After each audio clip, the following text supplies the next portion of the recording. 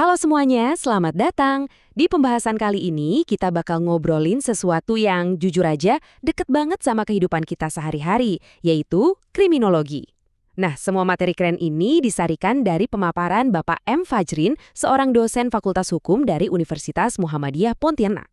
Oke, jadi apa aja sih yang bakal kita bahas? Pertama, kita kenalan dulu apa itu kriminologi. Terus, kenapa sih kita perlu belajar ini? Habis itu, kita bedah ruang lingkupnya, lihat hubungannya sama ilmu lain, dan terakhir, kita tarik kesimpulan bareng-bareng. Udah siap? Yuk, langsung aja. Coba deh, pernah nggak sih kita semua kepikiran, kenapa ya ada kejahatan? Kenapa ada orang yang milih buat melanggar hukum, sementara banyak orang lain enggak? Nah, pertanyaan gede inilah yang jadi gerbang awal kita buat nyertiin kriminologi.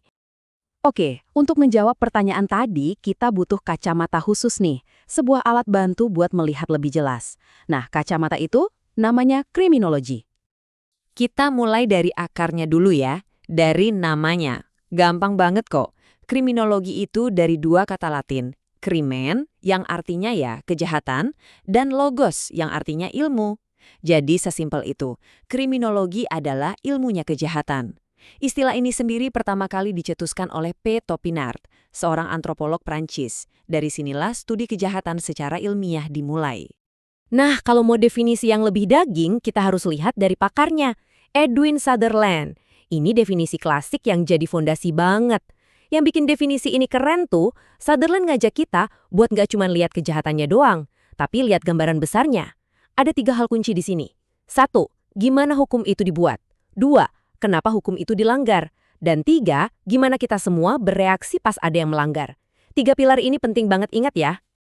Oke, kita udah tahu apa itu kriminologi. Sekarang pertanyaan selanjutnya, kenapa? Buat apa sih kita repot-repot ngulik ilmu ini? Apa gunanya? Intinya tuh di sini nih. Kriminologi tuh ngajarin kita untuk nggak cuma ngelihat penjahatnya sebagai orang jahat, titik. Nggak sesimpel itu. Kriminologi tuh kayak dia nggak cuma ngelihat apel busuk yang jatuh, tapi dia nyari tahu, ini pohonnya kenapa? Tanahnya gimana? Jadi, kejahatan dilihat sebagai gejala sosial, sebagai cerminan dari kondisi masyarakat kita. Tujuannya yaitu, biar kita paham sampai ke akar-akarnya. Nah, dari pemahaman mendalam tadi, baru deh kita bisa bertindak. Ada 3 langkah praktisnya. Pertama, kita analisis penyebabnya.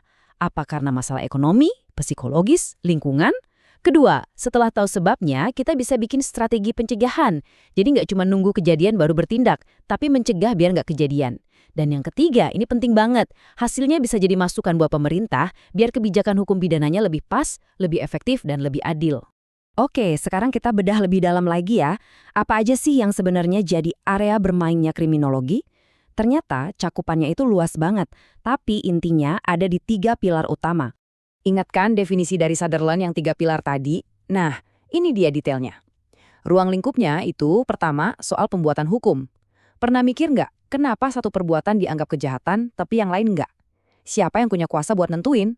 Kedua, ini yang paling sering ditanya, etiologi kriminal. Intinya, kenapa orang berbuat jahat? Apa penyebabnya? Dan ketiga, reaksi terhadap kejahatan. Kalau udah ada kejahatan, terus gimana? Gimana polisi, hakim, dan bahkan kita sebagai masyarakat nanggepinnya. Keren kan? Satu hal yang bikin kriminologi ini super menarik adalah dia itu bukan pemain tunggal. Dia itu ilmu yang gaul yang kerjanya rame-rame bareng ilmu lain. Saya suka banget sama analogi dari Van Bemmelen ini. Kriminologi itu diibaratkan kayak raja tanpa negara. Maksudnya apa? Dia punya fokus yang jelas dan kuat, yaitu kejahatan. Itu kerajaannya.